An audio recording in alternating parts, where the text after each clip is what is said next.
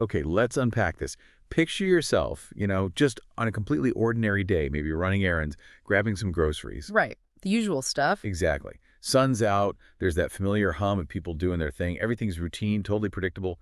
And then, bam, in an instant, that predictability just shatters. Uh-huh. A simple trip to the store gets interrupted by something jarring, something, well, deeply unsettling. It's that sudden blast of prejudice, isn't it? The kind that just stops you cold, makes everyone nearby have to face something maybe they'd rather ignore. Yeah. And the sources we're looking at today, they really dive deep into exactly that kind of moment. Absolutely. So we're doing a deep dive today into excerpts from this really powerful piece called Grace in the Grocery Aisle. Mm-hmm.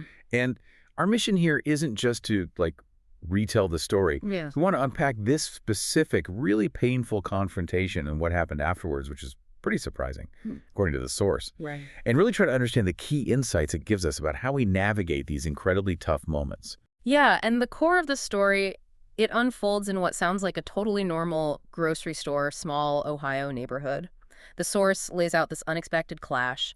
An elderly woman directs these just hateful, racist words at a young man. Awful. But what's really compelling, and what we'll get into, is how his response, it didn't just, diffuse the immediate tension. It actually sparked this broader ripple effect through the whole community. Okay, so let's start where the source does, setting this scene. It paints this picture, sunny afternoon, shoppers moving through the aisles, the usual rhythm of daily life. Sounds very normal. Mundane, even. Exactly. Sounds like a place where people might even know each other. Just this picture of everyday comfort. It's about to be completely ripped apart. And into the scene, the source brings in two key people. First, there's the elderly woman. She's described as, in her late 70s, silver hair, faded cardigan. Okay. And she has this impatient air about her, reaching for apples. On the surface, nothing really remarkable, maybe. But the narrative quickly shows the prejudice that's, simmering right below. And then there's Daryl. He's a young black man, tall, dressed casually blue, hoodie, jeans. The source describes him as calm, polite. Mm-hmm. Seems like he's just texting near the oranges, got his grocery basket. He's presented as just some guy going about his day, totally unaware of the storm about to hit. And the source marks that shift really clearly. The woman turns, she sees Daryl, and her expression, it says, changes dramatically. Eyes narrow, lips pursed tight. Oh, wow. It's that visual cue, right? Signaling the internal bias becoming external action. And then come the words. Yeah. The source makes a point that she speaks loudly, clearly wanting others nearby to hear. You people don't belong here. Wow. Just direct. Ugly. And she immediately follows it up with that explicitly hateful line, "Why don't you go back to Africa where you came from?" Leaves absolutely no room for misunderstanding what kind of attack this is. You can feel the shock just reading that in the source material. Yep. It describes how the witnesses react immediately. Yeah. Shoppers stopping, trading these uncomfortable looks. Some people actively trying to pretend they didn't hear it. The whole rhythm of the store just grinds to a halt, replaced by this, heavy, awkward silence. What do you make of the source focusing on the bystanders right there? Well, it feels deliberate, doesn't Yeah. it? Highlighting that initial freeze, that collective discomfort, and frankly, inaction. Right. It immediately sets up the public nature of the whole thing and introduces that element of bystander response, or maybe the lack of it, which becomes really important later on. Everyone there is suddenly forced into a role, whether they like it or not. And right in the middle of it all is Daryl. The source says his first reaction is shock. His brow furrows. But then something important happens. He doesn't just react instantly. No, he doesn't. The source describes it as a deliberate choice he makes. Yes, exactly. He takes a slow breath. His face becomes unreadable. The source suggests he's actually weighing his options there, the full weight of the moment landing on him. Meanwhile, the woman's just standing there. Defiant, yeah, unapologetic, still clutching her apples, kind of asserting her right to be there and say those things. The tension must have been just incredible. The source says everyone within earshot can feel it. It even details some witness reactions, a mother shielding her child. Oh, man. This nervous older man, an employee who just freezes, the cashier craning her neck. Mm-hmm. They're all watching, but, and the source points this out, they don't move closer. They stay witnesses. Right.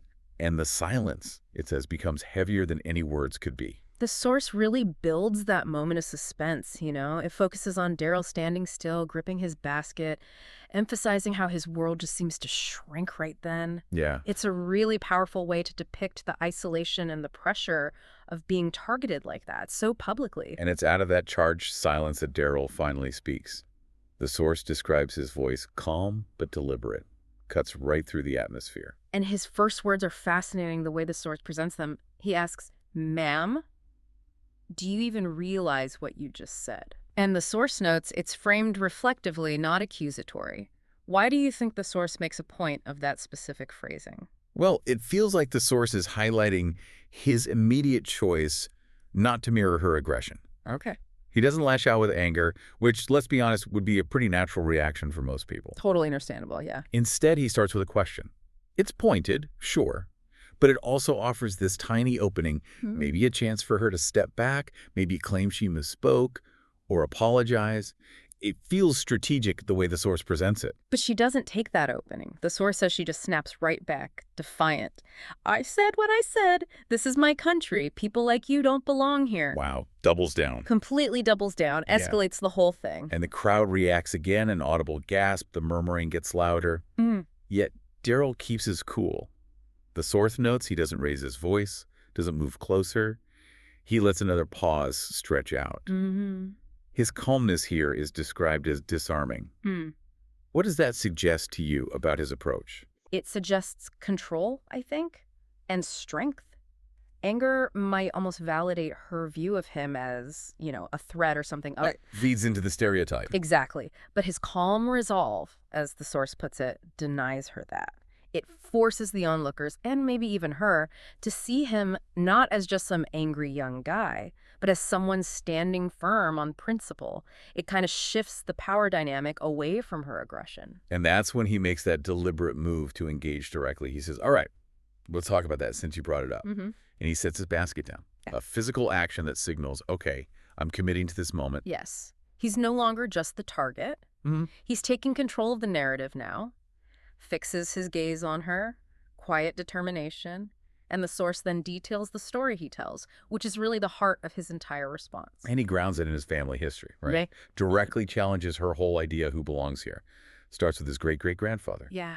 A sharecropper in Mississippi who worked incredibly hard, wanted a better life for his kids. And he traces it back even further, mentioning his father. The source is a little ambiguous, but implies a sharecropper's father, Okay. who was enslaved, kidnapped, beaten, sold.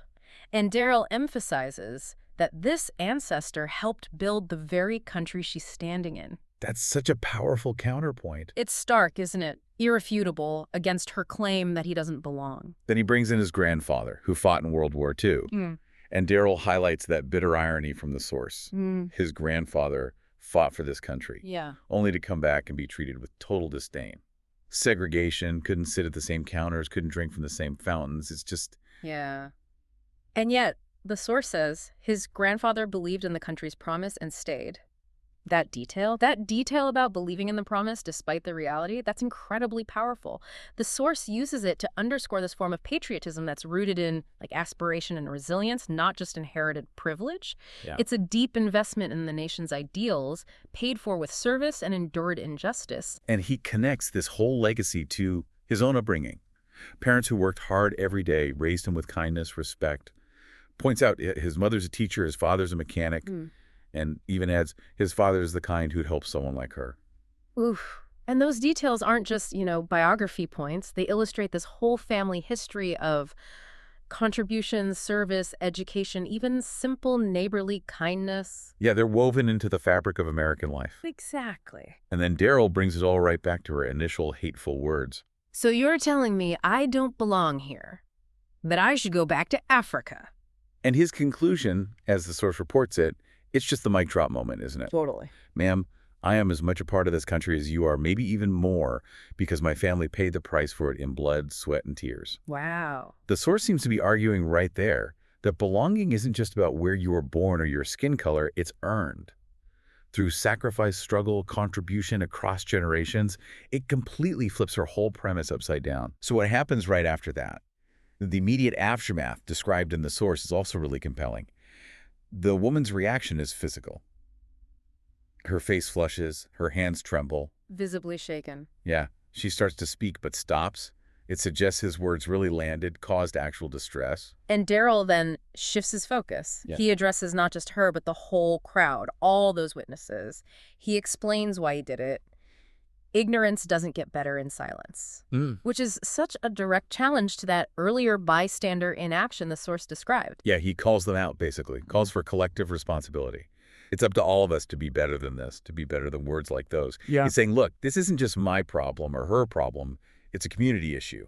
Everyone needs to step up. And the crowd finally responds. They break their silence. The source describes a middle-aged man stepping up, agreeing he's right. An older woman connects it to her own father's WWII service, using that powerful line about the only color that mattered was the red on the flag. Murmurs grow. The cashier calls out her admiration. The silence is broken, but this time by affirmation. And the woman, she's visibly flustered now, tries an apology. I didn't mean, but she stops herself. Right. And Daryl's response to that, highlighted in the source, is incredibly insightful. He says, it's not about what you meant, it's about how it came across. Words matter. Actions matter even more. Oh, that distinction, intent versus impact, it's crucial. The source is really emphasizing there that our words have consequences no matter what we intended inside our heads. Yeah, holds people accountable for the effect. Exactly. Accountable for the effect they have, not just the motive. And it's a message delivered with such remarkable grace, which, the source notes, leads to clapping hesitant at first, then swelling. For his courage, his dignity. The woman, pale-faced, wheels her cart out. People approach Daryl, thank him. A woman puts a hand on his shoulder. And the source catches his quiet reflection, just to himself. Sometimes, it's not about winning or losing. It's about making sure people hear the truth. It wasn't about defeating her for him. It was about bearing witness, speaking his truth. That quiet reflection just sums up the whole profound nature of what he did. Not personal victory, but the fundamental act of ensuring truth gets spoken when faced with falsehood and hate. And the ripple effect keeps going. Even after the confrontation itself, according to the source, the store's atmosphere changes quieter, more thoughtful. Yeah. At checkout, the cashier tells him how much his words meant, saying people don't always stand up like that, with grace. And Daryl offers another insight. Sometimes, grace is the only way to break through. Anger just builds walls. That line is such a powerful counterpoint. Anger might feel justified, completely understandable. All right. But the source, through Daryl, suggests grace has this unique power to maybe penetrate defenses in a way anger just can't. It invites a different kind of reflection, maybe. Later, he sees the woman in the parking lot, but chooses not to approach. Recognizes that some lessons need time to settle internally. Right. His part was done. Exactly. His part in that moment is complete. The rest is up to her. And that conversation he has with his father is really poignant. His dad offers this simple but, wow, profound wisdom.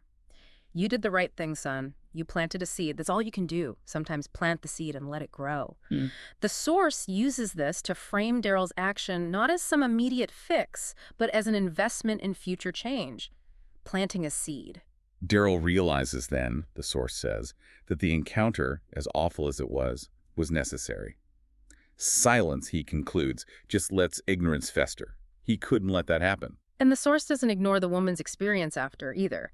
It describes her sitting with her food, untouched, Daryl's words just replaying. Haunting her, maybe. Yeah, cutting through her assumptions. She thinks of her grandkids, feels doubt for the first time.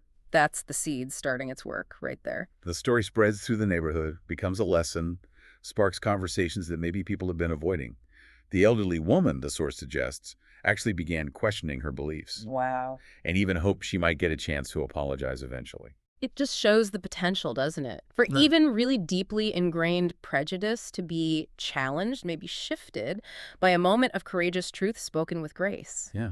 The final lessons the source leaves us with seem pretty clear. Moments like these highlight the power of kindness, strength, and truth. Standing up doesn't mean you have to shout. It can be done with calm conviction. And critically, our words and actions have huge power. They can hurt or heal, divide or unite. It's a call to be conscious, choose wisely in every interaction. It really challenges that common idea that you have to meet hate with equal or louder anger. Right. The source, through this whole narrative, presents grace and truth as these really potent forces for change, not just in that one confrontation, but in the collective mind of a community. So bringing this back to you listening right now, how does this story maybe challenge you to think about your own responses? When you witness, or maybe even experience, moments of ignorance or hate? Yeah. What role do you play, or what role could you play as a bystander in situations like the one in Grace in the grocery aisle? It prompts us to consider all the different ways someone can stand up, maybe, and the long-term impact that just one moment of courage and clarity can have, even if the immediate result isn't some perfect resolution. Definitely. Daryl's father talked about planting a seed and letting it grow. It's such a powerful image, suggesting it's a long game, not an instant fix. So maybe the thought to leave you with is, what kind of seeds are your own words and actions planting in the moments you navigate each day?